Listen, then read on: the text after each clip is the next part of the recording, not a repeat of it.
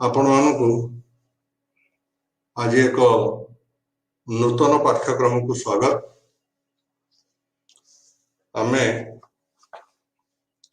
BHIC 132 history of India 300 ରୁ 1206 ପର୍ଯ୍ୟନ୍ତ ଆଲୋଚନା କରୁଛେ। କାଲି 6-7 ଆଲୋଚନା ସରିଥିଲା। ଆଜି ୟୁନିଟ୍ 8 ରୁ ଆମର ପାଠ୍ୟକ୍ରମ ଆରମ୍ଭ କରିବା। ये विषय वस्तु भितर रहिला गुप्त मानकर परवर्ती समय रे धर्म संस्कृति किपरि थिला से विषय रे आमे आज आलोकपात करिबा। यार उद्देश्य होची जे मुख्य प्रसंग होची ब्राह्मणवाद, भक्ति ओ तंत्र से समय किपरि विकास लाभ करथिला एवं तार अवस्था कौन थिला। आ गोटे गुरुत्वपूर्ण दिग से समय होची मंदिर निर्माण कार्यक्रम। यही विषय उपरे आमे आज आलोकपात करिबा। हमर उत्स सब हैला ये विषय विषय आमे जाने को पाइलु हुएन सांग ठारू, फाइयान ठारू, जो माने चाइना रो परिव्राजक भारत को आसीथिले परिव्राजन रे एवं से समय रो विवरणी सब से लिपिबद्ध करि जाइछन। ता छडा बाणभट्टଙ୍କ हर्ष चरित्र जहा कि से समय रो इतिहास बा गुप्त मानक विषय रे समक्ष धारणा हमको जोगेई था। परवर्ती परिवर्तन सब समय रे अवश्यम्भावी धर्म क्षेत्र रे और संस्कृति क्षेत्र रे एटा विशद भावे परिलक्षित होइतला। आमे राजतंत्र आरंभ करिबा। किंगशिप राजतंत्र रे राजा मानक शासन थिला एवं राजा माने निजुको ईश्वर को प्रतिनिधि भावे मणि शासन करुथले। ता छड़ा रे आदिवासी अंचल मानकरे जो माने वनवासी आदिवासी से मानकर किनु गणतंत्र शासन पद्धति थिला। सेमानक ठारू गणतंत्र आरंभ बोली कहले अत्युक्ति हो नाही। से माने ताका भितरे नेता बाछुथिले एवं निजर शासन परिचालना करुथिले। किंतु दुखर विषय समुद्रगुप्त को समय रे सेमानक ऊपर बारंबार आक्रमण हैला एवं आदिवासी मानकर अवस्था कहले दशरथ तक सब छिनछत्र हो गले बा गण शासन लोप पाई गल। ताले रहिला कोटा केवल राजतंत्र रे राजा माने परमेश्वर राजाधिराज परम भट्टारक उपाधि धारण करी शासन करुथिले। बेले बेले समान निजको पृथ्वी बल्लभ बा धरित्री बल्लभ बोली मध्य कहउथिले। समान निजको पंचम लोकपाल बोली मध्य अभिहित करिछन। पंचम लोकपाल कहले इंद्र वरुण जम कुबेर पर ये 4 जन हेले इंद्र वरुण जम कुबेर एवं 4 जन लोकपाल और शासक वेद एमान विषय वर्णित अच्छे। एमाने कहले परवर्ती गुप्त माने कहले आम हूँ पंचम लोकपाल। तामाने ये 4 जन पर पंचम लोकपाल हेले से तार आ गोटे अर्थ होची जे ईश्वर पर ये माने हेले प्रतिनिधि वंशानुक्रमिक भावे शासन चली राजा मन तांको पुओ राजा होते। बेले बेले रानी माने शासन रे हस्तक्षेप करिवार देखा जाए। सब समय नो एटा मैंडेटरी नो किंतु रानी माने हस्तक्षेप करुथिले। मंत्री परिषद नथिला किंतु विभिन्न ऑफिसर बा विभिन्न कर्मचारी माने विभिन्न समय विभिन्न दायित्व रे रहउथिले। जेंति समानंकु वैदेशिक विभाग दिए बुझुथिले ताकू संधि विग्रह बोली कहा जाउथिला। महाबलाधिकृत बा महादंड नायक से हेले सैन्य विभाग मुख्य। हरिसेन जे कि समुद्रगुप्त प्रशस्ति लिखिं अलाहाबाद प्रशस्ति लिखिं हरिसेन से निजे थिले महादंड नायक। कुमारमत्य कहले मोस्टली बुझा राजकुमार एमाने मध्य राजकार्य साहाय्य करते प्रादेशिक शासन दायित्व रखुते। उपरिक माने भुक्ति दायित्व रोते। भुक्ति होची जेमति आमे डिवीजन बा राज्य को भाग भाग करू थाउ सेमति तांका राज्य को भुक्ति छि गुडे केते गुडे भुक्ति रे विभक्त करायतला। भुक्ति रो दायित्व रे थिले उपरिक। विश्वपति थिले विश्व मानकर दायित्व। विश्व होची केते गुडे विषय को नै कि भुक्ति तयारी भुक्ति को नै कि समग्र गुप्त साम्राज्य निर्मित। तापर आसवा आमे सैन्य विभाग। सैन्य विभाग जो राजा परवर्ती गुप्त समय रे से दुईटा कार्य करुଥିଲେ। गोटे होची आभ्यंतरीण शांति रक्षा कार्य थिला, अंचल शांति रक्षा कार्य थिला एवं युद्ध समय रे सेमाने युद्ध को जाउଥିଲେ और बाह्य शत्रु मान सहित युद्ध करुଥିଲେ। सेथरे के थिले घोड़सवार बाहिनी थिले, पदातिक बाहिनी थिले, तांकर नौसेना मध्य थिबार प्रमाण मिले। जमती कहली तांकर शासन गत सुविधा पाई तांकर समग्र साम्राज्य को एडमिनिस्ट्रेटिव डिवीजन गोटे विषय अच्छे से आम कथा उल्लेख करिपरिबा जे तांकर समग्र साम्राज्य को भुक्ति रे विभक्त करा जायतला। भुक्ति रो शासक हेले उपरिक। भुक्ति को केते गुडा विश्व रे विभक्त करा जायतला जार शासक थिले विश्वपति। या छड़ा शासन रे सामंत मानकर सहयोग निया जाउता। ए जो सामंत माने परवर्ती काल रे किछ ऐतिहासिक माने मत दियंती परवर्ती गुप्त साम्राज्य सामंत मानक द्वारा मोस्टली शासित होउथला। तले सामंत किए? सामंत माने हेले क्षुद्र क्षुद्र अंचल राजा। जमीदार टिके बड़ राजा टिके सान तांको अधीन रे सब अंचल रहउथला। सेमाने से अंचल रे देखा रखा करथले, माने से अंचल रो मालिक थे।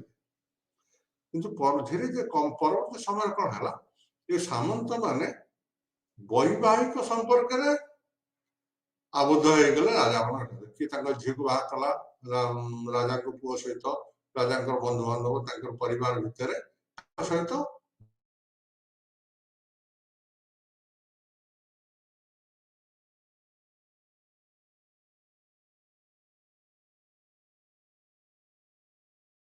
राजा माने हस्तक्षेप कले ना। तेणु से स्वाधीन भाव राजा निज निज अंचल राजनीति करने आरंभ कले। किए? सामंत मान निज निज अंचल राजनीति कले एवं आवश्यक समय कर सैन्य जोगेले राजा मान से लयल होकर रहे आनुगत्य प्रकाश कले राजा। तेणु किछि काल पर ये सामंत मान भितर गोटे यूनिटी हो गला। सामंत तेणु महासामंत भितर बछा हो गले। तेणु ऐतिहासिक माने अत्युक्ति करती नहीं कहले जे सामंत प्रथार अभ्युदय यही समय परवर्ती विषय होची कर। कर बा राजस्व। राजस्व से आदाय करते भाग और भोग नाम। व्यवसाय अवनति जो कर संख्या बहुत कमीगला। ऑफिसर और पुरोहित माने फ्री लैंड मागणा जमी जमा उपभोग कले। तेणु कर परिमाण कमीगला।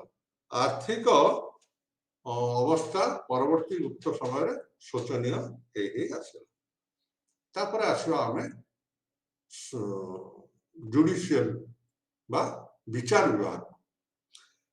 विभाग रे दी प्रकार स्वतंत्र आईन थिला सिविल आउ क्रिमिनल फौजदारी एवं भू राजस्व संपर्क आईन अलग अलग थिला एवं प्रत्येक आईन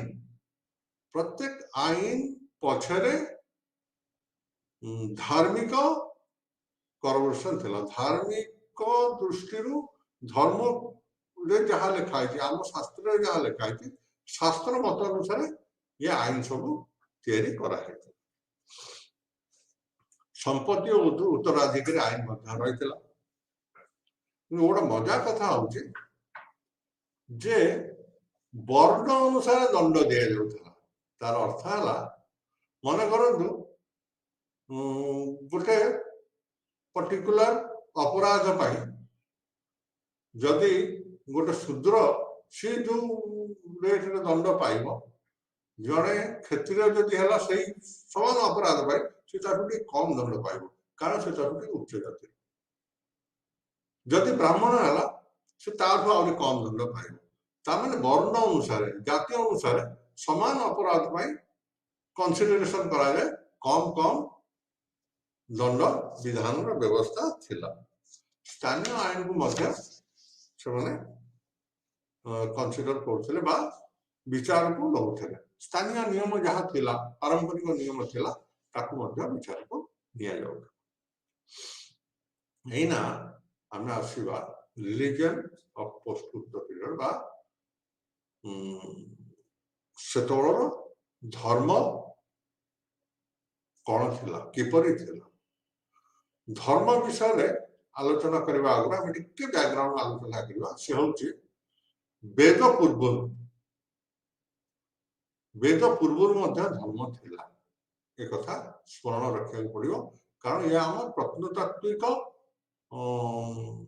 सोर्स प्रत्नतात्विक दृष्टि आम विवरणी पाई ऋग्वेद वर्णित अच्छी देवता को किपरि स्तुति करा जाए वैदिक युग आसीगला ऋग्वेद वर्णना हो गला देवता को किपरि स्तुति करा जिवो किंतु वेद जणा थिला ब्राह्मण माने कौन कले ताकू निज सुविधा अनुसार कर्मकांड को तैयारी करवा आरंभ कले जोटा धीरे धीरे लोकलोचन को आसला लोक जानी पारे जे याकू मैनिपुलेट कराउछि हमर धर्म जहाँ अच्छी वेदरे ताको ब्राह्मण माने निजस्व बुद्धि आउ ज्ञान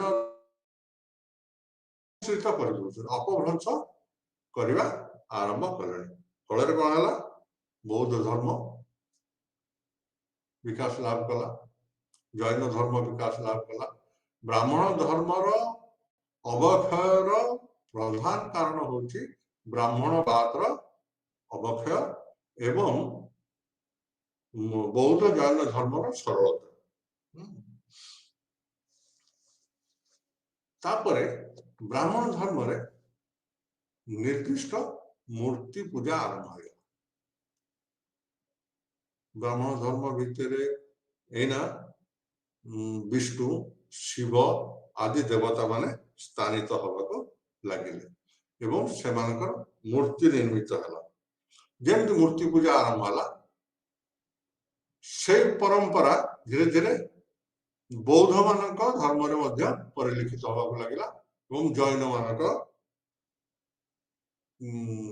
धर्म रे मूर्ति पूजा आरंभ होगा जदिव से निराकारवादी थिले ब्राह्मण मान को विरोध करी शैव एवं वैष्णव माने एक आंदोलन आरंभ कले ब्राह्मण माने से को बलि प्रथा ग्रहण कर सारी वेदरे जो बलि प्रथा लेखा अच्छी ताको भूल इंटरप्रेट करा जाउथला ब्राह्मण माने भूल भावे ताको इंटरप्रिटेशन करते बलि होउची निज भीतर थिबा काम क्रोध मद मत्सर लोभ को बलि दवार परंपरा थिला बा प्रथा थिला बा उपदेश थिला किंतु ब्राह्मण माने ताको ନିଜର ସୁବିଧା ଅନୁସାରେ ପଶୁ ବଳିରେ ପରିବର୍ତ୍ତିତ କରିଥିଲେ। ତେଣୁ ଧୀରେ ଧୀରେ ବଳି ପ୍ରଥାକୁ ପ୍ରୋତ୍ସାହନ ଦେବା ପାଇଁ ତନ୍ତ୍ରବାଦ ମଧ୍ୟ ସେଥିରେ ପ୍ରବେଶ କରିଗଲା। କିଛି ଭକ୍ତ କବି ମାନେ ଏଇ ପ୍ରଥା ଗୁଡକୁ ବିରୋଧ କରି ତାଙ୍କ କବିତା ବା ରଚନା ଲେଖିଲେ, ଯାହାର ପ୍ରଭାବ ଜନମାନସ ଉପରେ ପଡ଼ିଲା। ଏଇନା ଶାସକ ମାନଙ୍କର ପୃଷ୍ଠପୋଷକତା ମିଳୁଥିଲେ ମଧ୍ୟ ଶାସକ ମାନେ ଲୋକମାନଙ୍କ ମନୋଭାବ ଅନୁସାରେ ଶାସନ କରିବା ପାଇଁ ଚାହିଁଲେ। ଯେତେବେଳେ ଶାସକ ମାନେ ଉପଲବ୍ଧି କଲେ ଯେ ଜନମାନସରେ ବ୍ରାହ୍ମଣ ଧର୍ମର ଅବକ୍ଷୟ ହେଉଛି, ସେମାନେ ମଧ୍ୟ ଧୀରେ ଧୀରେ ଜୈନ ଏବଂ ବୌଦ୍ଧ ଧର୍ମ ପ୍ରତି ଟଳିବାକୁ ଲାଗିଲେ, ତାଙ୍କର ଦୁର୍ବଳତା ଦେଖାଦେଲା। ବର୍ତ୍ତମାନ ସୁଦ୍ଧା ଆମେ ଏଇନା ଆସିବା ଗୋଟେ ବିଷୟକୁ, ଭକ୍ତିର ଅୟମାର ହେଲା। ଏଇଟା ଗୋଟେ ଗୁରୁତ୍ୱପୂର୍ଣ୍ଣ ବିଷୟ। ଭକ୍ତି କଣ ଆମେ ପରେ ପଢିବା, କିନ୍ତୁ ସେତେବେଳକୁ ପ୍ରାକୃତିକ ଦେବତା ମାନଙ୍କୁ ପୂଜା କରାଯାଉଥିଲା। ଇନ୍ଦ୍ର ବରୁଣଙ୍କୁ ପୂଜା କରାଯାଉଥିଲା। ବର୍ତ୍ତମାନ ଇନ୍ଦ୍ର ବରୁଣ ସାଙ୍ଗରେ ଶିବ ଓ ବିଷ୍ଣୁ ମଧ୍ୟ ସ୍ଥାନିତ ହେବାକୁ ଲାଗିଲେ। ଶିବ, ବିଷ୍ଣୁ, ଇନ୍ଦ୍ର, ବରୁଣ ଏମାନେ ସବୁ ପୂଜିତ ହେବାକୁ ଆରମ୍ଭ ହେଲା। ଏଇନା ସବୁ ମୂର୍ତ୍ତିକୁ, ତାପରେ ଶିବଙ୍କର ବିଭିନ୍ନ ରୂପ, ବିଷ୍ଣୁଙ୍କର ବିଭିନ୍ନ ରୂପ, ୟାକୁ ସବୁ ଏକତ୍ରୀକରଣ କରିକି, ଯେମିତି ମନେ କରନ୍ତୁ ଗୋଟେ ଉଦାହରଣ ହଉଛି ବାସୁଦେବ, ବିଷ୍ଣୁ, କୃଷ୍ଣ, ଜଗନ୍ନାଥ, ଇଏ ସବୁ ହେଲେ ବିଷ୍ଣୁଙ୍କ ରୂପ। ଅବତାରବାଦ ମଧ୍ୟ ଏଠି ଦେଖାଦେଲା। ଶିବଙ୍କର ସେମିତି ବହୁତ ରୂପ ଆସିଲା। କାର୍ତ୍ତିକେୟ, ଗଣେଶ ମଧ୍ୟ ପୂଜିତ ହେବାକୁ ଲାଗିଲେ। ୟାକୁ ସବୁ ଇଏ ଲେଖିଛନ୍ତି ସିନକ୍ରେଟିଜମ ଅଫ ଡିଟିଜ, ମାନେ ସବୁ ଗ୍ରୁପ କରିଦିଆଗଲା। ବୈଷ୍ଣବ ଭିତରେ ଏଇ ଦେବତା ମାନେ ହେଲେ ବୈଷ୍ଣବ ଦେବତା, ଏଇ ଦେବତା ମାନେ ହେଲେ ଶୈବ ଦେବତା, ଏଇ ମାନେ ହେଲେ ଶାକ୍ତ। ଶାକ୍ତ କହିଲେ ନେସେସରିଲି ଦେବୀ ମାନଙ୍କର ଆରାଧନାକୁ ବୁଝାଗଲା। ଏ ଦେବୀ ମାନଙ୍କର ଆରାଧନାର ମୂଳ ସ୍ରୋତ ହଉଛନ୍ତି ଆଦିବାସୀ ମାନେ। ଆଦିବାସୀ ମାନେ ଜଙ୍ଗଲରେ ଥିବା ସମୟରେ କାଠ ପାଷାଣକୁ ଦେବତା ଶକ୍ତି ମନେକରି ପୂଜା କରୁଥିଲେ। ସେମାନେ ଶକ୍ତିର ଉପାସକ ଥିଲେ। ସେଉଠୁ ଆରମ୍ଭ ହେଇଛି ଶକ୍ତି ଉପାସନା। ଇଭେନ୍ ଆମର ଜଗନ୍ନାଥଙ୍କର ଗବେଷକ ମାନେ କହନ୍ତି ଜଗନ୍ନାଥଙ୍କ ଉପାସନା ମଧ୍ୟ ଆଦିବାସୀ ମାନେ ଆରମ୍ଭ କରିଥିଲେ। ଜଗନ୍ନାଥ ଜଙ୍ଗଲରେ କାଠ ପାଷାଣକୁ ପୂଜା କରୁଥିଲେ। ବର୍ତ୍ତମାନ ଆମେ ସେଠିକି ଯିବାନି। ଆମର ବର୍ତ୍ତମାନ ଆଲୋଚନା ହଉଛି ଯେ ତିନି ପ୍ରକାର ଶୈବ, ବୈଷ୍ଣବ ଏବଂ ଶାକ୍ତ ମାନଙ୍କର ଉପସ୍ଥିତି ଲକ୍ଷ୍ୟ କରାଗଲା ସମାଜରେ। ଧର୍ମ କ୍ଷେତ୍ରରେ ଏମାନଙ୍କର ପ୍ରାଧାନ୍ୟ ଧୀରେ ଧୀରେ ବୃଦ୍ଧି ପାଇବାକୁ ଲାଗିଲା। ଏମାନଙ୍କ ପ୍ରାଧାନ୍ୟ ବୃଦ୍ଧି ପାଇବା ସାଙ୍ଗେ ସାଙ୍ଗେ ସେମାନଙ୍କର ଯୋଉ ଗୋଷ୍ଠୀ, ସେମାନେ ଲାଇକ୍ ମାଇଣ୍ଡେଡ ଲୋକ, ଏକା ସମଭାବ ସମ୍ପନ୍ନ ଲୋକ ସବୁ ଏକାଠି ହେବାକୁ ଲାଗିଲେ ଏବଂ ସେମାନେ ଗୋଟେ ଗୋଟେ ଅନୁଷ୍ଠାନ କରିବା ଆରମ୍ଭ କରିଦେଲେ।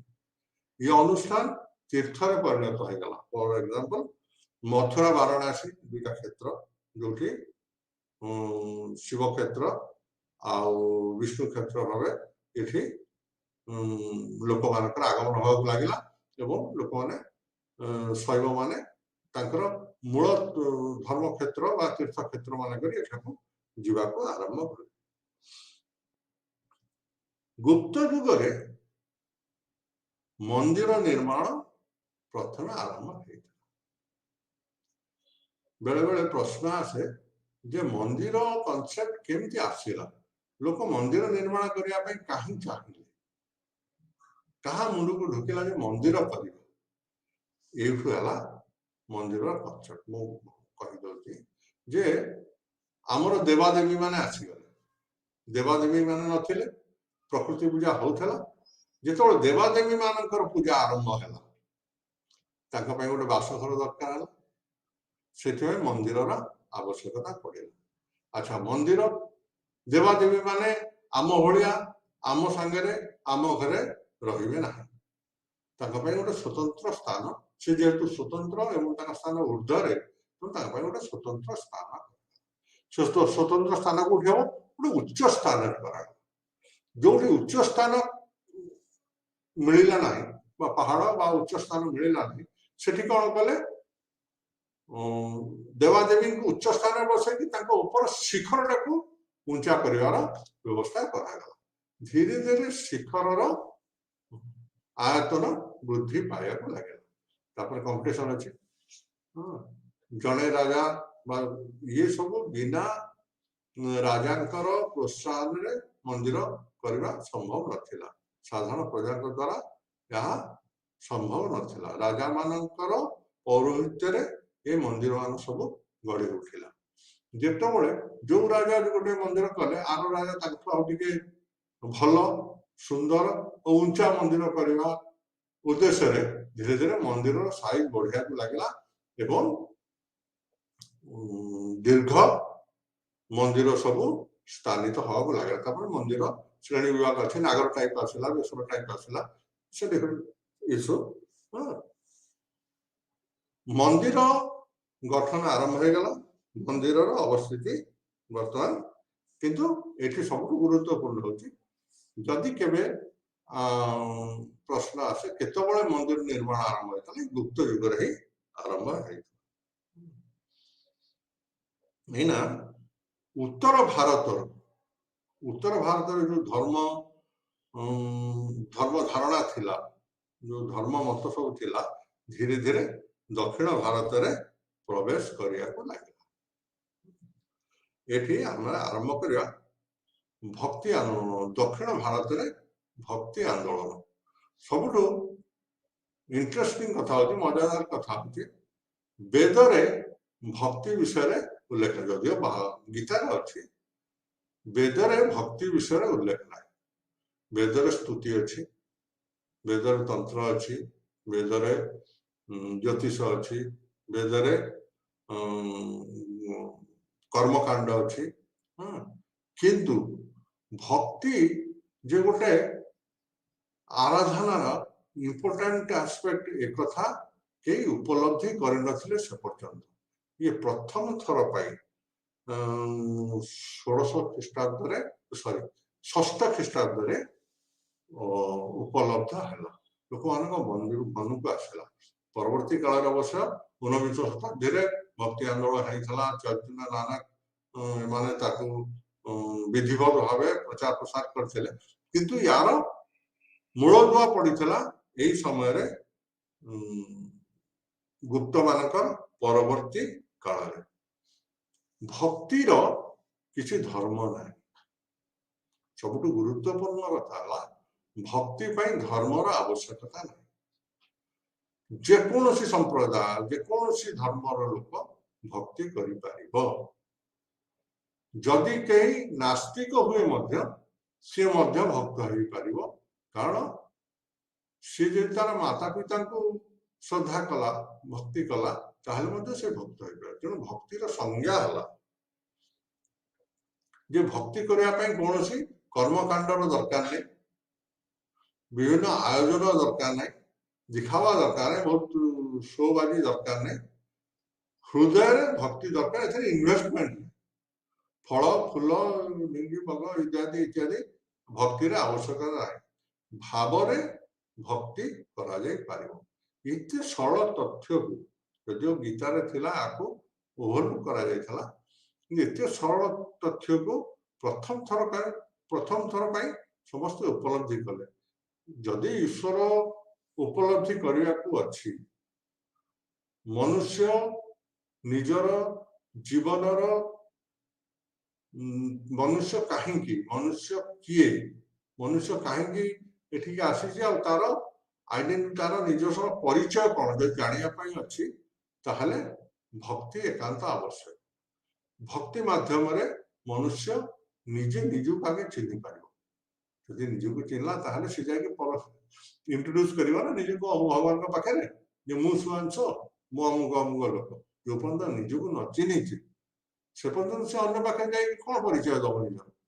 ତେଣୁ ନିଜକୁ ଚିହ୍ନିବା ପାଇଁ ହେଲେ ଭକ୍ତି, ବିଭିନ୍ନ ମାର୍ଗ ଅଛି, ଭକ୍ତି ଏକ ସରଳ ମାର୍ଗ ବୋଲି ସେତେବେଳେ ଉପଲବ୍ଧ ହେଲା। ତେଣୁ ଭକ୍ତି ବର୍ତ୍ତମାନ ଆସିଲା ଲୋକଲୋଚନକୁ। ଏଥିରେ ଅବଶ୍ୟ ଉତ୍ତର ଭାରତର ଅବଦାନ ରହିଛି। ଉତ୍ତର ଭାରତର ମତାମତ ଧର୍ମ ଅବଲମ୍ବୀ ମାନେ ମଧ୍ୟ ଆସିକିରି ଏଥିରେ ସହଯୋଗ କରିଛନ୍ତି, କିନ୍ତୁ ଆରମ୍ଭ ହେଲା ଦକ୍ଷିଣ ଭାରତ। ଆଚ୍ଛା, ଯୋଉମାନେ ବୈଷ୍ଣବ ସମ୍ପ୍ରଦାୟର ପୂଜକ ରହିଲେ ତାଙ୍କୁ ଆଲୱାର କୁହାଗଲା। ଶୈବ ସମ୍ପ୍ରଦାୟର ପୂଜକ ବା ଧର୍ମ ପ୍ରଚାରକ ମାନଙ୍କୁ ନାୟନାର କୁହାଗଲା। ଏଥିରେ ସବୁଠୁ ବଡ କଥା ହେଲା ଭକ୍ତି ପାଇଁ ପୋଥି ପୁରାଣ ଆବଶ୍ୟକ ହେଲା ନାହିଁ। ନିଜ ମାତୃଭାଷାରେ ଭକ୍ତିର ପ୍ରଚାର ଆରମ୍ଭ ହେଲା। ସ୍ଥାନୀୟ ଭାଷା ପ୍ରୟୋଗରେ ଭକ୍ତିର ପ୍ରଚାର ପ୍ରସାର ଚାଲିଲା। ବର୍ତ୍ତମାନ ଭକ୍ତିରେ ଜାତି ପ୍ରଥା ମଧ୍ୟ ବିଲୀନ ହେଇଗଲା। ଏ ଯୋଉ ଆମେ ଟିକେ ଆଗରୁ ଆଲୋଚନା କରୁଥିଲେ ଯେ ଉଚ୍ଚ ଜାତିର ଲୋକଙ୍କୁ କମ ଦଣ୍ଡ, ସେଇ ଅପରାଧ ପାଇଁ ନିଚ ଜାତିର ଲୋକ ଅଧିକ ଦଣ୍ଡ ଦିଆଯାଉଥିଲା। ଭକ୍ତି ଏକଥାକୁ ଅବମାନନା କଲା। ତେଣୁ ଭକ୍ତି ଏକ ସର୍ବସମ୍ମତ ଧର୍ମ ତ କହିବାରେ ଏକ ଉପାୟ ବୋଲି ବିବେଚିତ ହେଲା। ଆଉ ଭକ୍ତିର ଅୟମ ଆରମ୍ଭ ହେଇଗଲା, ଯୋଉଟା କି ପରବର୍ତ୍ତୀ କାଳରେ ଯେତେବେଳେ ଶ୍ରୀ ଚୈତନ୍ୟ ଆସିଲେ, ଗୁରୁ ନାନକ ଆସିଲେ, କବୀର ଆସିଲେ, ୟାର ପ୍ରଚାର ପ୍ରସାର କରିଥିଲେ। ଭକ୍ତି ପରେ ପରେ ଆଉ ଗୋଟେ ବିଷୟ ଅଛି ତନ୍ତ୍ରିଜମ, ଏମର୍ଜେନ୍ସ ଅଫ ତନ୍ତ୍ରିଜମ। ବହୁତ ଲୋକଙ୍କ ମନରେ ଏ ତନ୍ତ୍ର ନେଇକରି ବିଭିନ୍ନ ପ୍ରକାର ଧାରଣା ରହିଛି। ଆମେ ସାଧାରଣତଃ ଶୁଣୁ ମନ୍ତ୍ର, ଯନ୍ତ୍ର, ତନ୍ତ୍ର। ମନ୍ତ୍ର କଣ? ମନ ଆଉ ଅନ୍ତରରୁ ଯୋଉଟା ବାହାରିଲା ସେଟା ହଉଛି ମନ୍ତ୍ର। ମୋ ମନରୁ ଯୋଉଟା ବାହାରି ପଡିଲା ସେଟା ହଉଛି ମନ୍ତ୍ର। ତେଣୁ ମନ୍ତ୍ର ସରଳ କଥା, ୟାକୁ ବେଶୀ ଗଭୀର ଭାବେ ଆଲୋଚନା କରିବାନି। ମନ୍ତ୍ର, ଯନ୍ତ୍ର ହଉଛି ଏକ ପ୍ରକାର ଜ୍ୟାମିତିକ ରେଖା ଏବଂ ଯନ୍ତ୍ର ଭିତରେ ଯାଏ ଆୟୁର୍ବେଦ, ଗଛର ଚେରମୂଳି ଇତ୍ୟାଦି ଇତ୍ୟାଦି ଯନ୍ତ୍ର ଭିତରେ ଯାଏ। ତନ୍ତ୍ର, ତନ୍ତ୍ର ହଉଛି ମନ୍ତ୍ର ଯନ୍ତ୍ରର ସମନ୍ୱୟ। କିଛି ମନ୍ତ୍ର ବାରମ୍ବାର ଉଚ୍ଚାରିତ କରି ନିର୍ଦ୍ଦିଷ୍ଟ ଦେବତାଙ୍କୁ ସନ୍ତୁଷ୍ଟ କରି ତାକୁ ସିଦ୍ଧି କରାଯାଇଥାଏ। ଫଳରେ ୟାରି ସାହାଯ୍ୟରେ ଛୋଟ ଛୋଟ ଇଚ୍ଛା ପୂର୍ଣ୍ଣ କରାଯାଇପାରେ। ଇଏ ସାଧାରଣ ଏଇ ତନ୍ତ୍ରର ସ୍ରଷ୍ଟା ହଉଛନ୍ତି ଆଦିବାସୀ ମାନେ। ଆଦିବାସୀ ମାନେ ଅତି ସରଳ ଭାବେ ପୂଜା କରୁଥିଲେ, ତାଙ୍କୁ ବେଦ ଜ୍ଞାନ ନଥିଲା। ଅତି ସରଳତାରେ ସେମାନେ ଯେହେତୁ ଈଶ୍ୱର ଆରାଧନା କରୁଥିଲେ, ଶକ୍ତି ଉପାସନା କରୁଥିଲେ, ଗୋଟେ କାଠଟାକୁ ଗୋଟେ ପଥରଟାକୁ ରଖିକି ଦେବୀ ଭାବେ ପୂଜା କରୁଥିଲେ। ତେଣୁ ସେ ଏଥିରେ ସିଦ୍ଧି ଲାଭ କରିଥିଲେ। ଏଇ ସିଦ୍ଧି କି ଅବଲୋକନ କରି, ଯେମିତି ଆମର ଦେଖନ୍ତୁ ଆଜି ପର୍ଯ୍ୟନ୍ତ ମଧ୍ୟ କାଳିଶୀ ଲାଗେ, ଗାଁ ଗହଳିରେ କାଳିଶୀ ଲାଗେ, ଗ୍ରାମ ଦେବତୀଙ୍କ ପାଖରେ ପୂଜା ହୁଏ, କାଳିଶୀ ଲାଗେ ଏବଂ କାଳିଶୀ ବିଜେ କରିକିରି ବହୁ ଲୋକଙ୍କର ମନୋବାଞ୍ଛାକୁ ପୂର୍ଣ୍ଣ କରିଥାନ୍ତି ଏବଂ ମନରେ ଥିବା ପ୍ରଶ୍ନର ଉତ୍ତର ଦେଇଥାନ୍ତି। ତେଣୁ ଆଦିବାସୀ ମାନଙ୍କ ଠାରୁ ଏ ତନ୍ତ୍ର ପୂଜା ଆରମ୍ଭ ହେଇଥିଲା। ତନ୍ତ୍ର ଏକ ବିଶାଳ ସାଇନ୍ସ, ସେ ବିଶାଳ ବିଜ୍ଞାନ। ଆମ ବିଷୟବସ୍ତୁ ଭିତରକୁ ସେ ଆସିବନି, କିନ୍ତୁ ତାନ୍ତ୍ରିକ ମାନଙ୍କର ମୁଖ୍ୟ ଆରାଧ୍ୟ ହେଲେ ଦେବୀ। ଦେବୀ ମାନେ ହେଲେ ତାନ୍ତ୍ରିକ ମାନଙ୍କ ଉପାସ୍ୟ। ସେତେବେଳେ କିଏ କିଏ ଥିଲେ? ଚଣ୍ଡୀ, ଆଉ ଦୁର୍ଗା କାଳୀ ଏଇ ଯୋଉ ତନ୍ତ୍ର ପୂଜା বা তন্ত্র তান্ত্রিক जो तांत्रिक मतवाद बौद्ध धर्म प्रवेश कला बौद्ध धर्मर आराध्या देवी हेले तारा जैन माने धर्म रे तंत्र को स्थानित कले एमती हला महायान बौद्ध मान को ब्रजजान कगला ब्रजजान माने पूर्ण तांत्रिक जो बौद्ध सन्यासी माने तंत्र साधना कले ब्रजजान बोली कहागला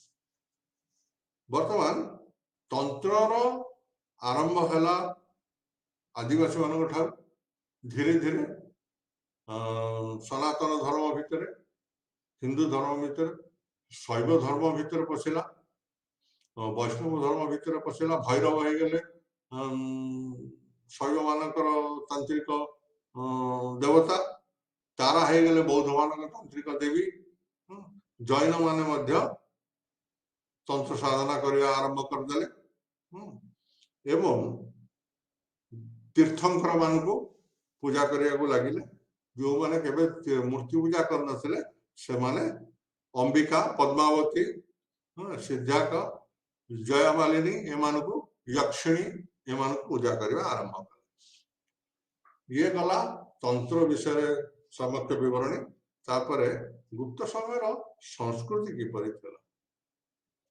संस्कृति कहले वर्तमान धर्म बढ़ीगला धर्मर प्रकार भेद आसीगला विभिन्न धर्मर लोक माने देखा देले ता भितर भक्ति प्रधान हेकी रहिला किंतु एई जो लोक मानकर समागम हैला एमान के एकाठी करिया पाई किछि किछि बा एमाने स्वतः प्रवृत्त है कि एकत्रित है गोटे गोटे अनुष्ठान निर्मित है अनुष्ठान कौटी गढ़ी उठिला मंदिर मानक आखपाखे अंचल मठ यही मंदिर मानक धीरे धीरे गुरुत्व बढ़िया लगे केमती प्रथम तो राजा माने से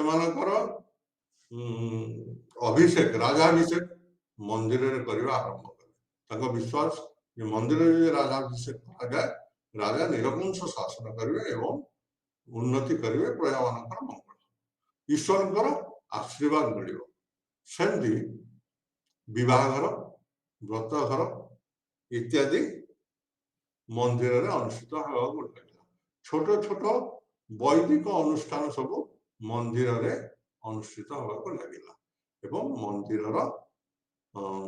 इम्पोर्टेंस धीरे धीरे वृद्धि पाइबा लगे मंदिर निर्माण हो गला मंदिर निर्माण यही गुप्त मान समय रहा एवं तार गुरुत्व वृद्धि पाइबा लगे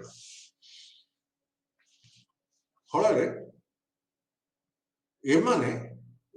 सम धर्म विश्वासी माने मझे मझे निज निज भितर आदान प्रदान करने धर्म सभार आयोजन कले हर्षवर्धन समय आरंभ होता है परंपरा कलौद धर्म सम्मेलन से करते किंतु सेटा कंटिन्यू कला गुप्त मान आहरी बड़ आकार वृद्धि पाईगला कारण धर्मावलंबी मान बढ़ीगले फलोवर बढ़ीगले लोक मान संख्या बढ़ीगला फल से धर्म सम्मेलन सब आयोजन कले धर्म सम्मेलन आउ गोटे पॉजिटिव साइड है जे धर्म भितर मझे मझे देखा जाऊा जो डिफरेंस जो व्यतिक्रम ताकू समाधान करने उभय परंपरार मनीषी माने पंडित माने उपस्थित रही निज निज भितर उपजुवा विवाद को समाधान कर पारुथिले ए धर्म सभा सबू से समय एक गुरुत्व संस्कृति एक गुरुत्वपूर्ण अंग थिला ताहले या परे परे आसीगला वंशावलीर लेखा गुप्त समय वंशावली सब लिखित होगा लगे कौ राजा कौ समय शासन करते कौन शासन करते ये सब से समय लेखा हवा आरंभ है या पूर्व विधिवत भाव कौन सी वंशानुक्रम भाव कौन सी रचना नथिला वंशानुक्रमिक रचना यही गुप्त समय आरंभ है जोटा को जहाँकि आम इतिहास रचना बहुत सहयोग कला ताहले आमे आलोचना कले यूनिट 8 रे गुप्त मानकर परवर्ती समय रे किपरि थिला ताका राजत्व काल राजनैतिक अनुष्ठान किपरि थिला सैन्य विभाग किपरि थिला किपरि कर आदाय करथिले धर्म कौन थिला भक्ति केमती आरंभ हला भक्ति कौन तापरे तंत्र कौन तंत्र केमती चलला तापरे से समय संस्कृति या परे आमे आसीबा आउ एक भिन्न विषय को यूनिट 9 रे जोटा होती एमर्जेंस ऑफ राजपूत मानकर अयमारंभ आमे माने राजपूत शब्द सहित विशेष भाव परिचित यहाँ आम नुआ शब्द नुह उत्तर भारत शब्द किंतु राजपूत आम कहीं ऑरिजिन ऑफ राजपूत माने केमिति कोठी आरंभ हेले आग आम आलोचना कर मीनिंग ऑफ राजपूत कहले कौन बुझा जाए राजपूत शब्द होचे राजपुत्र संस्कृत राजपुत्र शब्द रु राजपूत शब्द आसी प्राकृतिक भाषा रे जो लिखित अच्छी रावत राउत एवं राउल एमान को राजपूत कहा जाता ताले प्राकृत भाषा एवं संस्कृत भाषा रे राजपूत मानकर अवस्थिति चिन्हित होता है बाणभट्ट हर्ष चरित्र जोटा 7th सेंचुरी सप्तम शताब्दी रे रचित होता सेतेरे कादम्बरी रे बहु बार ए राजपूत शब्द व्यवहृत होइछि राजतरंगिणी नामक एक ग्रंथ रे 36 प्रकार राजपूत थिबार सूचना मिली मोटामोटी देखा गले राजपूत माने होचंदी बा राजपूत माने होचंदी सैन्य विभाग मुख्य को राजपूत कहा जाए बा जे राजपूत से सैन्य विभाग मुख्य पद अधिकार करिथा कॉलोनेल जेम्स टोड तांको गवेषणा रु पाइले जे 36 प्रकार राजपुत्र थिले एवं पृथ्वीराज जीवन विषय जोटा लिखा है पृथ्वीराज रसो से राजपूत मानकर विवरणी रही तेणु पृथ्वीराज को राजपूत बेलिकी अभिहित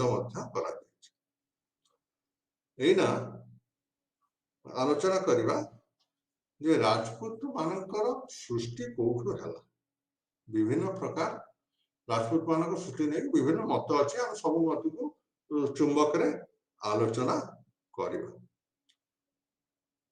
गोटे मत हूँ जे राजा तांको उत्तराधिकारी वंश अनुक्रमिक भाव जो मैंने युद्ध रे साहाय्य करती ये साहाय्य करती शासन राजपूत कह गोटे मत हूँ अग्निकूल अगस्त्य ऋषि माउंट आबू रे बसिक यज्ञ करते से यज्ञ करुवा समय किछि आसुरिक शक्ति यज्ञ रे व्याघात सृष्टि कले फल वशिष्ठ मंत्र बल तीन प्रकार तीन जन शक्तिशाली योद्धा का निर्माण करते सृष्टि करते कगला प्रतिहार, सोलांकी एवं परमार ए तीन जन योद्धा से यज्ञ सृष्टि करते से असुर आसुरिक शक्ति असुर मान को विनाश करने ये होती वशिष्ठ द्वारा उत्पत्ति। तेणु यही मान हेले राजपूत बोलिकी चंद्र बारदीकर पृथ्वीराज रोशंक ग्रंथ रे उल्लेखित अछि। याकू मध्य आमर आधुनिक साहित्यिक यथा Watson, Forbes, Campbell, DR. Bhandarkar समर्थन करता एमाने आकू जो पृथ्वीराज रसरे जो उल्लिखित अच्छे एमानकर अग्निकूलर उत्पत्ति बेले याकू एमाने दृढ़ भाव समर्थन करता किंतु आउ किछि ऐतिहासिक अछंती भाटिया से आकू रिफ्यूट करते ये मतामत कथा। ये मान होउछिन मेनली क्षत्रिय जो चारि जाति जो चारि वर्ण थिला क्षत्रिय राजपूत मान हेले क्षत्रिय वर्णर क्षत्रिय संप्रदाय तापर परवर्ती काल रे तांको ये मान दि भाग रे विभक्त हेले सूर्यवंशी एवं चंद्रवंशी। जाओ राजपूत मानकर उत्पत्ति नहीं करी अन्य अन्य ऐतिहासिक माने कौन कौन कहते बीएनएस यादव कहले राजपूत मानकर घर होची राजस्थान राजपूतना रे जो मान राजपूतना आदिवासी मान को राजपूत बेले कि कहा जाए एमाने गुर्जर, गुइलच, चहमन्स, चापस एमानकर उत्पत्ति होची 650 750 ख्रीष्टाब्द भीतर। ये होची बीएनएस यादवकर मत। डीसी सरकार तांकर मत देले कालाहान को राजतरंगिणी को बेस करके कालाहान जो राजतरंगिणी लिखिथिले तारी आधार रे डीसी सरकार कहले जो माने जमीर मालिक हेले सेमान हेले राजपूत एमान 36 प्रकार राजपूत माने एमान का काम हला जमीर मालिक माने सेमान जमी पाइथले जमी चाषी की निजर गुजराण मेंटेवा सहित राजा को विभिन्न समय विपद रे सहायता करिया युद्ध समय गृह विवाद समय अंतर्देशीय डिस्टर्बेंस समय एमाने राजा को सहयोग करे तेणु जमी जमार मालिकाना को दिया जायतला तेणु एमाने हेले राजपूत। ताले डीसी सरकार कहले जो मैं जमीर मालिक समान हेले राजपूत। बीएनएस यादव कहले राजस्थान उत्पत्ति आओ सबुठु बेसी ऐतिहासिक माने ए जो अग्निकूल उत्पत्ति बा अग्निकूल ओरिजिन ऑफ राजपूत को ग्रहण करतापरे बीडी चट्टोपाध्याय ये सबू का एनालिसिस करी मत देइचंती जोटा जो माने दुर्गर रहले समान राजपूत बेली कहले अंतरराज्य संपर्क जो मान रखले तांको राजपूत बेली कहले दैट इज एटा गोटे इन्फ्लुएंशियल मत। तेणु राजपूत मानकर सृष्टि विषय आमे आलोचना कले एना राजपूत माने केमती लोकलोचन को आसिले बा प्राधान्य विस्तार कले राइज ऑफ राजपूत स्टेट्स एमान हेले हर्षवर्धन ठीक परे परे गुर्जर प्रतिहार मानकर अभ्युदय है। गुर्जर प्रतिहार एक दुर्दश जाति राजपूत जाति योद्धा जाति जो मानकर अभ्युदय है हर्षवर्धन परे एमाने कनौज और आखपाख अंचल बसवास करुथिले। तेणु मेजर राजपूत स्टेट्स जो गुड़ाक मुख्य राजपूत अंचल से होची कोटा कोटा ताकर बसवास करने स्थान होची घड़वाल चाहमांस माने ए अंचल राजपूत मान को देखा मिले। चांदेलियस एमान रोते कालेंजर, खजुराहो, महोबा, अजयगढ़। चांडल्य माने एक प्रकार राजपूत जाति।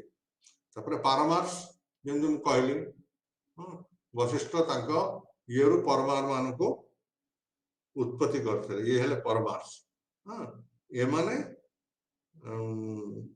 गुजरात गोटे अंचल बसवास करते। चालुक्यस काठियावाड़ अंचल बसवास करते एक प्रकार राजपूत। बाघेला बाघेला आ एक प्रकार राजपूत जो माने আহিलवाड़ा गुजरात धोलका अंचल बसवास करते।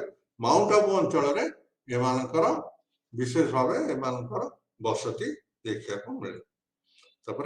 कालाचुरीस कालाचुरी माने गुजरात गुर्जर प्रतिहार मानकर करद राज्य। तिरिपारी आउ चेदी रिजन अंचल चेदी अंचल सॉरी चेदी अंचल एमानकर वासस्थान। तापरे आसिले गुहिला गुहिला माने ए प्रतिहार मानकर परवर्ती वंशधर किंतु एमानकु एमाने चित्तौर चित्तौर अंचल बसवास करते। महाराणा हमीर ए वंशर राजा बोलिकी विश्वास करा जाए। कच्छपा गट्टस तापरे कछुआस ऑफ दबकुंड दुबकुंड रे मध्य किछि राजपूत परिवार देखा पड़े राजपूत मानकर अवस्थिति की लोकेट करा है। पश्चिम एवं उत्तर पूर्व राजस्थान रे राजपूत मानकर मुख्य आस्थान गोटा पश्चिम और उत्तर पूर्व राजस्थान। जो राजपूत मानकर क्रम विकास है से माने धीरे धीरे वंश वृद्धि करने को लगिले से माने राजपूतना अंचल राजस्थान अंचल को व्यापी गले। तार एकमात्र तार गोटे बड़ कारण होची से माने मुस्लिम आक्रमण रे छिन्न भिन्न हो गले। विभिन्न स्थान को पलायन करने बाध्य हेले। तो जो जो अंचल को गले सेठी तांकर वंश विस्तार करने को लगिले। या भीतर रहिले राठौर्स राठौर भाटीस देवरास चौहान्स कच्छपागत्स एमाने हेले जो माने पश्चिम उत्तर पूर्व राजस्थान रे बसवास करने को लगे। एमानकर क्रम विकास होता धीरे धीरे राजपूत मानकर क्रम विकास है। तांकर क्रम विकास विषय आमको ऐतिहासिक विवरणी न मिलने शिलालिपि मानू आम विषय इतिहास संरचना कर। कारण राजपूत माने जेहेतु शासन सहयोग करते राजा ठारू सर्टिफिकेट पाते प्रमाण पत्र मिलूला से प्रमाण पत्र से परमानेंट दस्तावेज भाव ताम्र पत्र रे बा प्रस्तर लिखित होता पत्थर प्लेट रे लेखा होता से ताम्र पत्र बा शिलालेख रे से राजपूत मानकर कीर्ति उल्लेखित रहूला एवं सेमान कार्यकलाप कौन अनुदान दिगला ताहा उल्लेख रहूला। तेणु धीरे धीरे राजपूत माने राजा मानू सहयोग करी जो तांकर प्राधान्य विस्तार कले सेटा होचे ए आलोचनार विषय वस्तु केमती राजपूत माने धीरे धीरे तांकर प्राधान्य विस्तार कले। आउ तापरे आसवा राजनीति और मिलिटरी सिस्टम राजपूत आमे मूलरू कहीचे युद्ध कहले योद्धा कहले बा सैन्य विभाग कहले राजपूत मान को बुझाए। जो माने ଯୁଦ୍ଧରେ ଲିପ୍ତ, ଯୁଦ୍ଧ ସହିତ ଜଡ଼ିତ ସେମାନେ ସବୁ ସମୟରେ ଚେଷ୍ଟା କରିଥାନ୍ତି କେମିତି ଉନ୍ନତ ଧରଣର ଅସ୍ତ୍ରଶସ୍ତ୍ର ସବୁ ବ୍ୟବହାର କରିବେ। କି ପ୍ରକାର ଅସ୍ତ୍ର ବ୍ୟବହାର କଲେ ସେମାନେ ସୈନ୍ୟ ଶତ୍ରୁକୁ ପରାଜିତ କରିପାରିବେ। ସେଇ ଲାଇନରେ ସେମାନେ ସବୁବେଳେ ଗବେଷଣା କରୁଥିଲେ କୋଉଠୁ କୋଉ ଦେଶରେ କୋଉ ପ୍ରକାର ନୂଆ ନୂଆ ପ୍ରକାର ସରଞ୍ଜାମ ବ୍ୟବହାର ହଉଛି। ଗ୍ରୀକରେ ପଥର ଫୋପାଡ଼ିବା ଗୋଟେ ଯନ୍ତ୍ର ସେତେବେଳେ ଦେଖା ଦେଇଥିଲା। ଯୋଉମାନଙ୍କ ପାଖରେ ଅଛି ଷ୍ଟଡି ମେଟେରିଆଲ ସେମାନେ ତାର ନକ୍ସାଟା ଦେଖିପାରିବେ। ଗ୍ରୀକରେ ପଥର ଫିଙ୍ଗିବା ପାଇଁ ଏକ ପ୍ରକାର ଯନ୍ତ୍ର ନିର୍ମାଣ ହେଇଥିଲା। ଗୋଟେ ବିରାଟ ପଥରକୁ ସେଥିରେ ବାନ୍ଧି ଦେଉଥିଲେ ଏବଂ ଛାଡ଼ିଦେଲେ ସେ ପଥର ଯାଇକି ଶତ୍ରୁମାନଙ୍କ ଉପରେ ପଡୁଥିଲା। ଯାହାର ଛୋଟ କ୍ଷୁଦ୍ର ଭର୍ସନ ଆମେ କହିପାରିବା ଫେତି ଯୋଉଟା ଆମେ ବ୍ୟବହାର କରୁଛୁ ସେ ଫେତି ଟାଇପର କିନ୍ତୁ ଗୋଟେ ବିଶାଳ ଆକାରର ଯନ୍ତ୍ର ନିର୍ମିତ ହେଇଥିଲା। ଆଉ ସେତେବେଳକୁ ଆଗ୍ନେୟାସ୍ତ୍ରର ଆରମ୍ଭ ହେଇଥିଲା। ଆଉ ବାକି ଯାହା ହେଇଥିଲା ସବୁ ହାତ ହତିଆର ହେଇଥିଲା। କୋଉ ହତିଆର କୋଉ ଅସ୍ତ୍ର କିଭଳି ଭାବେ ବ୍ୟବହାର କରାଯିବ ଇଏ ସବୁ ସେମାନେ ବିଧିବତ ପ୍ରଶିକ୍ଷଣ ନେଉଥିଲେ। ରାଜପୁତ ମାନ କହିଲେ ସେମାନେ ନିହାତି ପକ୍ଷେ ଅସ୍ତ୍ର ଚାଳନା ବିଦ୍ୟାରେ ପାରଙ୍ଗମ ହେଇଥିବାର ଅଛି। ତେଣୁ ଇଏ ଗଲା ଅସ୍ତ୍ର ନିର୍ମାଣ, ଅସ୍ତ୍ର ବ୍ୟବହାର କୌଶଳ ଏବଂ ସେମାନେ ବିଭିନ୍ନ ସ୍ଥାନରୁ ଆରବରୁ ତୁର୍କରୁ ବିଭିନ୍ନ ପ୍ରକାର ଅସ୍ତ୍ର ସଂଗ୍ରହ କରି ବା ବିଭିନ୍ନ ପ୍ରକାର ଆଧୁନିକ ସେତେବେଳେ ସମୟ ପାଇଁ ଆଧୁନିକ ଧରଣର ଅସ୍ତ୍ର କେମିତି ପ୍ରୟୋଗ କରାଯିବ ତାର ବିବରଣୀ ସବୁ ସଂଗ୍ରହ କରି ଆଣୁଥିଲେ। ଏଇନା ତାଙ୍କର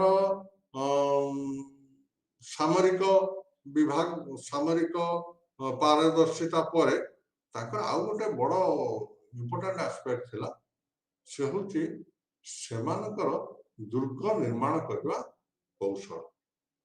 ସେମାନେ ଏମିତି ଜାଗା ସବୁ ବାଛୁଥିଲେ ଯୋଉଠି ଦୁର୍ଗ ନିର୍ମାଣ କଲେ ଶତ୍ରୁମାନେ ସହଜରେ ସେଠି ପହଞ୍ଚି ପାରିବେ ନାହିଁ।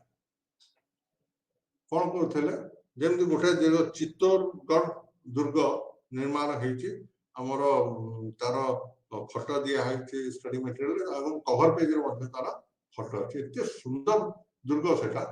ଦୁର୍ଗ ତ ନିର୍ମାଣ ହେଇଛି ଗୋଟେ ପାହାଡ଼ ଉପରେ। ପ୍ରଥମ କଥା ହଉଛି ପାହାଡ଼ ଉପରକୁ ଚଢିବା ସହଜ ସାପେକ୍ଷ ନୁହଁ। ଯଦି ବି କିଏ ଚଢିଯାଏ ତା ବିରାଟ ବିରାଟ ପ୍ରାଚୀର ଦ୍ୱାରା ପରିବେଷ୍ଟିତ। ତିନିରେ ପ୍ରାଚୀର ବାହାରେ ଗୋଟେ ଗଡ଼ ଖାଏ, ଗୋଟେ ଜଳର କୁଣ୍ଡର ବ୍ୟବସ୍ଥା ଚାରିପଟ ଜାଗା ହେଇଛି ଯୋଉଥିରେ କୁମ୍ଭୀର ଏବଂ ଭୟଙ୍କର ଜନ୍ତୁଜୁନ୍ତା ଛଡା ହେଇଛି ସାପ କୁମ୍ଭୀର ଯୋଉ ଜଳ ଭିତରେ ପଶିକି ଯିବା ମଧ୍ୟ ଶତ୍ରୁ ପକ୍ଷେ ସମ୍ଭବ।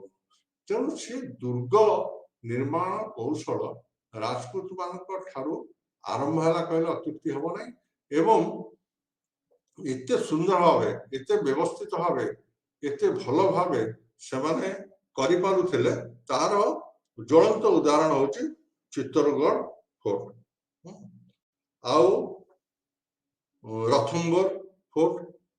ରଥମ୍ବର ଠାରେ ଯୋଉ ଦୁର୍ଗ ନିର୍ମିତ ହେଇଛି ତା ଆଉ ଗୋଟେ ବଡ କଥା ମୁଁ ଛାଡିଗଲି କହିବାକୁ ସେ ହଉଛି ପ୍ରତ୍ୟେକ ଦୁର୍ଗ ଭିତରେ ସମସ୍ତ ପ୍ରକାର ଜୀବନ ଯାପନ କରିବାର ସୁବିଧା ରହିଥାଏ। ଯଦି ବାହ୍ୟ ଶତ୍ରୁ ଦୁର୍ଗକୁ ଘେରି ରହେ ତାହେଲେ ମାସ ମାସ ଧରି ତା ଭିତରେ ରହିବା ପାଇଁ ଖାଦ୍ୟଶସ୍ୟ ଠାରୁ ଆରମ୍ଭ କରି ଜଳ ଏବଂ ଜୀବନ ଯାପନ କରିବାର ସମସ୍ତ ସୁବିଧା ତା ଭିତରେ ସେମାନେ ମହଜୁଦ ରଖିଥାନ୍ତି ଏବଂ ଦୁର୍ଗରୁ ବାହାରକୁ ଯିବା ପାଇଁ ଗୋଟେ ଗୁମ୍ଫା ରାସ୍ତା ମଧ୍ୟ ତିଆରି କରା ସୁଡ଼ଙ୍ଗ ରାସ୍ତା ତିଆରି କରାଯାଏ। ଆବଶ୍ୟକ ସ୍ଥଳେ ସେ ସୁଡ଼ଙ୍ଗ ପଥ ଦେଇ ମଧ୍ୟ ସେମାନେ ସେଠାରୁ ଏସ୍କେପ୍ କରିପାରୁଥିଲେ। ଦୁର୍ଗ ନିର୍ମାଣ ଶୈଳୀରେ ସେମାନେ ଆଉ ଏ ଦୁର୍ଗ ନିର୍ମାଣ ସାଧାରଣ ମନୁଷ୍ୟ पक्षर संभव न केवल राजा माने द्वारा पृष्ठपोषकता पाई तांकरी पाई दुर्ग सब निर्मित हेउथिला। तापर आसला रथम्बर फोर्ट। रथम्बर ठारे एबे सेना हे जाईची बाघ माने सेठी रहउछन्ती ताकू कर जाईची गोटे जू परे जोटी बाघ माने चलुछन्ती रथम्बर फोर्ट। आ सबुठ बड़ आश्चर्य कथा होची सेतबेलर आर्किटेक्चर बा इंजीनियरिंग स्किल इतने बेसी उन्नत थिला जोटा आम ए कल्पना करें जमी जदि कौन सैन्य बा शत्रुपक्ष दुर्ग निकटवर्ती हुंती दुर्ग पहाड़ उपरे थिबा अंचल लोक ताकर घोड़ार टाकू शब्द शुणी पाउथिले से केमिति से शब्द को सेठी से बाछुथिले जगह फॉर एग्जांपल हैदराबाद गोटे दुर्ग अच्छी जोठी गले से तले जो एंट्रांस अच्छी मुख्य प्रवेश पथर ठिया गोटे ताली बजे देले पूरा चढ़चढ़ है ताली चारिआडे 100टा खंड ताली शुणा एवं से तालीर शब्द दुर्ग उपरे थिबा महल को मध्य शुणा जाए। तेणु शत्रु जेतबेले पहाड़ उपर चढ़ा आरंभ करे से शब्द से उपरे थाइक मध्य शुणी पारती फल उपरू थाइक तल लोक मुकाबिला करने सहज है एवं से माने सुविधा तांको परास्त करि पारती। ये होची राजपूत मानकर दुर्ग निर्माणर एवं मिलिटरी सामरिक व्यवस्था तापर राजपूत माने किपरि पश्चिम एवं उत्तर राजस्थान रे क्रम विकास करथिले। तापरे मंदिर मंदिर पारसनाथ मंदिर दिलवारा रे पारसनाथ मंदिर निर्मित होती राजपूत मान द्वारा जो भव्य मंदिर धड़ा मार्बल पत्थर रे निर्मित होती न देखिले यार इम्पोर्टेंस को विश्वास करी हबो नाही। एथेरे असंख्य मार्बल असंख्य खुंटर समागम रे ये मंदिर टी निर्मित होती। ये आश्चर्य कथा जितेबल समय आधुनिक सरंजाम नथिला क्रेन इत्यादि हेवी मेशिनरीज नथिला सेतबल समय एड़े बड़ बड़ मंदिर से केमती निर्माण करथिले एटा होची गुरुत्वपूर्ण कथा। गुर्जर प्रतिहार मानकर को अंचल रे वास करथिले किंतु ताकर मूल थिला कनौज। तेणु राजपूत मानक विषय आमे आलोचना कले यूनिट 9 रे राजपूत जोटा बेसी इंपोर्टेंट होची राजपूत मानकर ओरिजिन से माने कोठ आसिले केबे आसिले आउ तांकर इंपोर्टेंस ता कोन तांकर से माने काहे की गुरुत्वपूर्ण आज आज जो माने क्षत्रिय से माने निजुको राजपूत बोली कहते क्षत्रिय कहले प्राय समस्त बुझंती नहीं तेणु साधारणतः क्षत्रिय मान है राजपूत किंतु संस्कृत शब्द कहूँ राजपुत्र शब्द रु राजपूत मानकर उत्पत्ति। प्रकृति भाषा रे राउत राउल और राउत को राजपूत बोली कहले। ये आमे आपको ये कले कंडेंस कले आसंता काली आमे नूतन अध्याय आरंभ करवा। तेणु आज आमर डेलीब्रेशन बंद कर। धन्यवाद नमस्कार।